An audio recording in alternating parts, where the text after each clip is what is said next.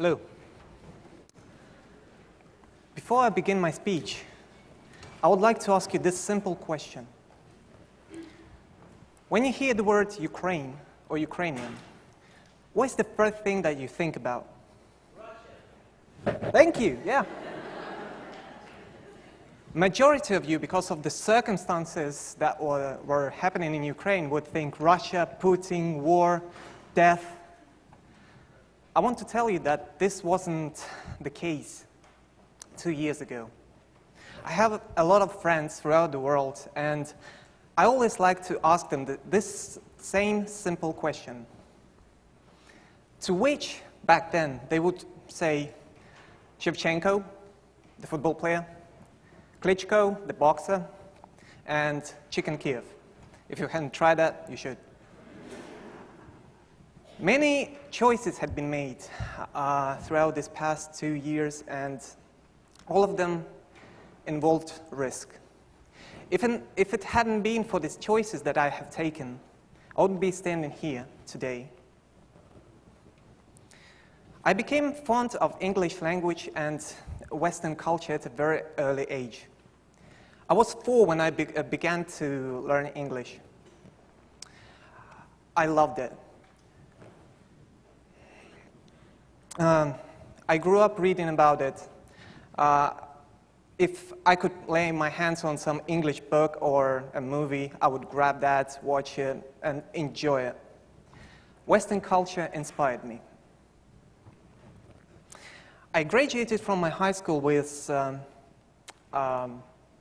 honors, and after graduation, I knew that one day I would want to move to immigrate to Canada or US. So, because of that decision, I've made a choice. I've chosen to be a computer engineer. And at my fourth year of studying at my university in Lugansk, I won a scholarship to go for 1 year to Germany as an exchange student. I met my fiancée in 2011, and I told her about my plans for moving to Canada or the US. And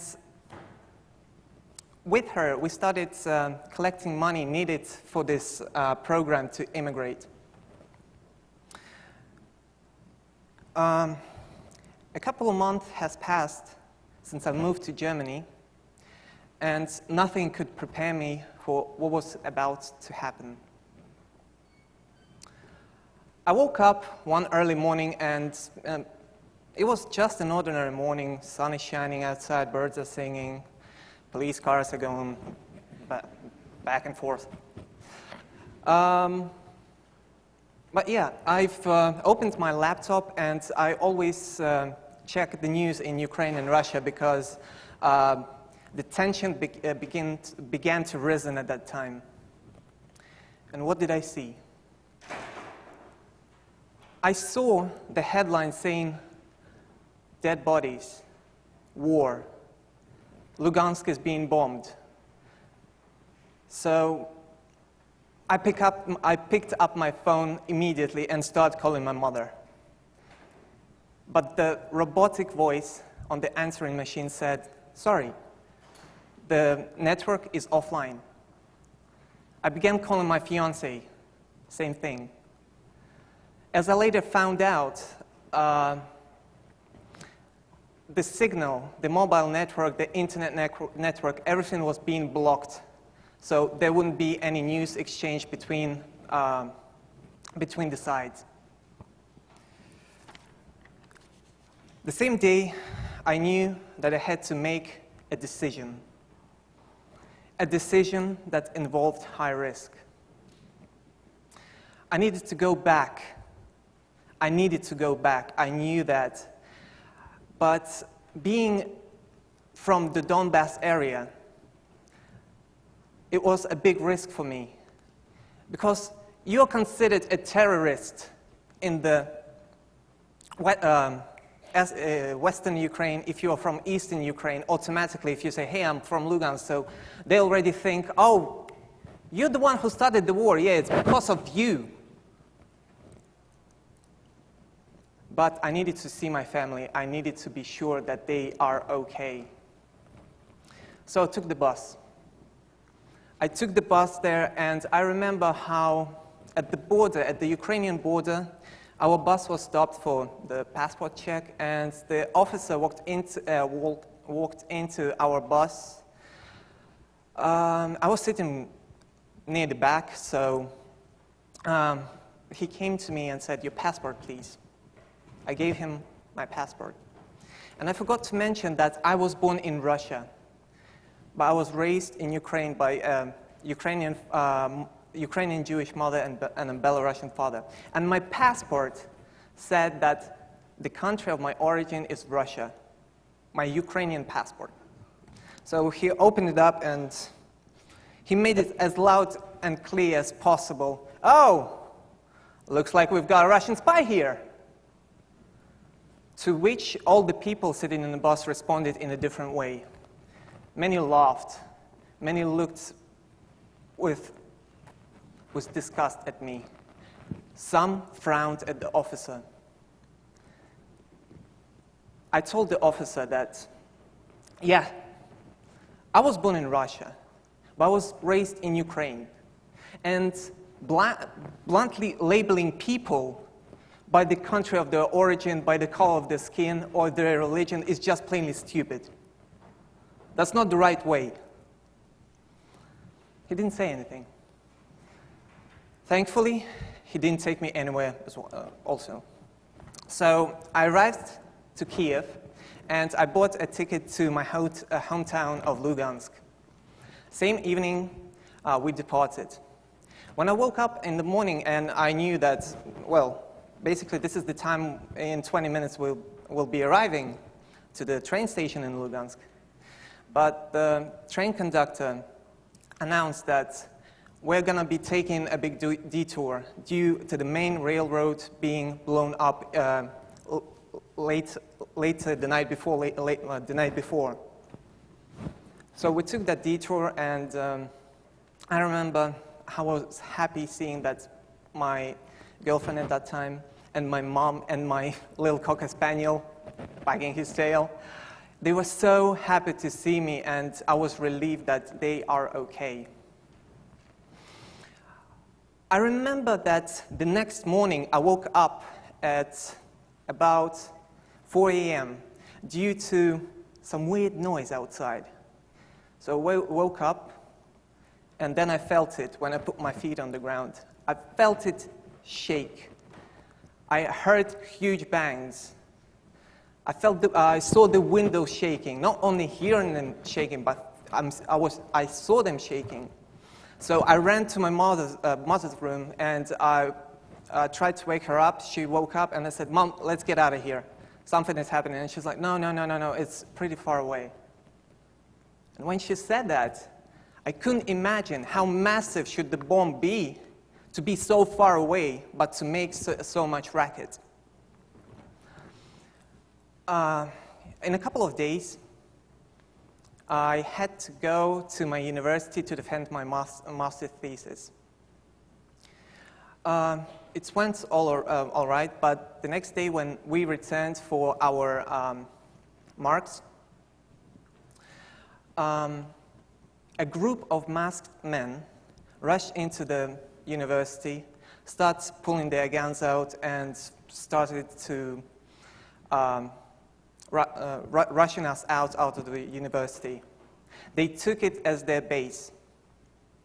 And for students like me, we never had any celebration, you know. We never celebrated our graduation. You know, it's one of the things that you remember for the rest of your life, like day of your graduation. We never had that. Instead, we were rushed out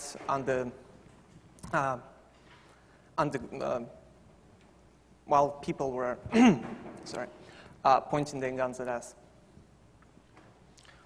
So I told my mom and my girlfriend that they should think about moving out of there.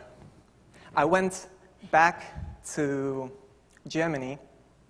On the way back, our train was stopped again, but a group of masked men, no signs, no symbols, and they began pointing guns at us again, saying, "Hey, give us some money. It's for a charity, don't worry, but if you won't give us any money, you'll be thrown out of the train." After arriving to Germany, I knew that my world had changed. So had to be my priorities. So I started buying. I never went back to my university. I've stopped going to classes. And I started buying old bike parts, old bikes from the eBay, and from that scrap, started making fully functional bikes to raise some money, because I knew I had to return and I had to get my loved ones to safety. My dad moved to St. Petersburg a long time ago, so he couldn't come back to Lugansk due to the whole situation and, coming from Russia there. Okay. So, next time I came back, there was no railroad. It was fully blown up. So I took a bus, a small bus, that would take us through more safer roads along the way. But going through those safer roads, I saw so many dead bodies. I saw villages, whole villages, being burned down to the ground. I saw cars flipped. I saw tanks, big tanks, which were destroyed. This is something you will never forget. When I arrived to Lugansk, first thing that I did, I went to my mom's house. I told her, "You pack up now. Get all the essentials, and we'll get into the car and drive away from here." I took all the documents that were needed for the Canadian immigration at that time. I put it in my bag. I got some family photos out of the family albums. I'll put it in my bag as well. Backpack, sorry. So when we went to a more safer location, but still in the in Donbass region with my mom, our car was stopped by an armed military man.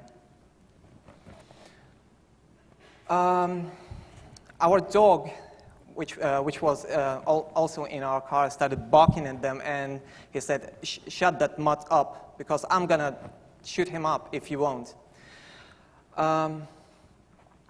And when he came close enough to our car, he saw bags with like clothes and stuff like that packed there. So he's like, "Going somewhere?" To which we hadn't responded. So he said, "No, get out." We got out of the car, and he put a gun towards my head. He started calling my mother some really horrible names, and he said that she raised a wimp.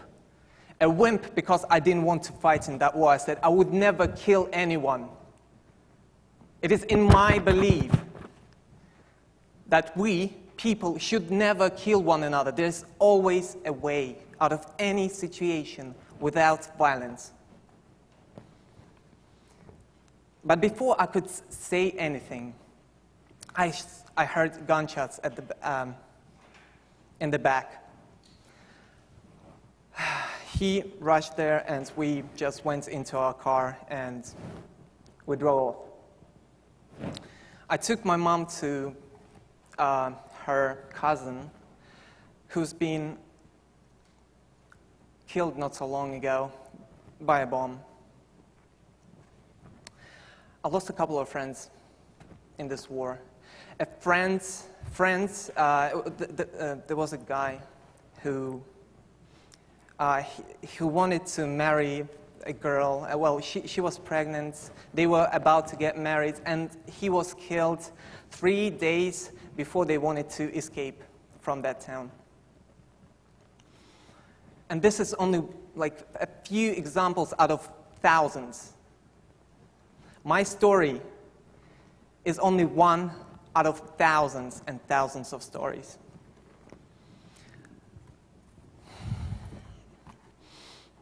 Yeah, this is my reality.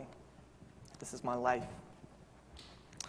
When I returned to Lugansk, after I took my mom to a safer place, I found a place for my girlfriend to stay, and I took her there for her to be safe. Now I live in Poland. I haven't seen my loved ones for a year or maybe more. I mean, for the last couple of years, I've been spending so much time alone that being here, surrounded by such wonderful people, it's something that I'm not used to anymore. It feels different. I'm not used to seeing so many smiling faces. I'm not used to hearing so many kind words.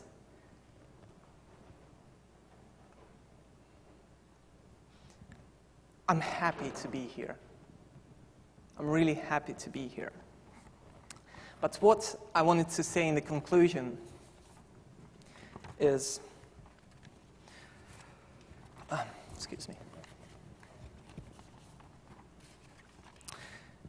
In our century, there are so many powerful countries that go on showing, big guns, big parades. Those countries can start off a war just like that. It's easy for them. But when a question of peace arises, suddenly they become powerless. I find it strange. I really do. Every major action involves risk. But if you feel deep in your heart that if you take this risk and it will lead to a better tomorrow, then be sure you must do it. You must do it. Weigh the pluses and the minuses of this risk. Risk it. Risk it. And be at peace with it. Thank you.